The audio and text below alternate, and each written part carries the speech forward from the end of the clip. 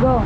Good morning kalayo! Welcome sa ating channel at welcome sa ating panibagong vlog ngayon. Yan! Good morning mga boy! Yan! So yan, dito tayo sa may site ng Sandira Condominium nga kauna-unang gagawin dito sa Davao City, dito sa may Barangay Santo Niño, katabi lang ng Juan Calayo, Istanbul. So ito yung andyan din sa kanilang company, itong Pistalan. So ito yung Sandira Condominium na gagawin dito. Ito yung may sukat na 9,349 square meters. So yun, ito yung makikita ninyo dito ng area. Sa highway lang talaga. So katabi ng Vista Mall.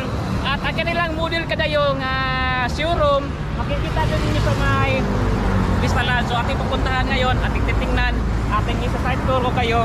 So kung gusto yung mili, PM sa amin, kay willing ming mag-assist sa inyo. So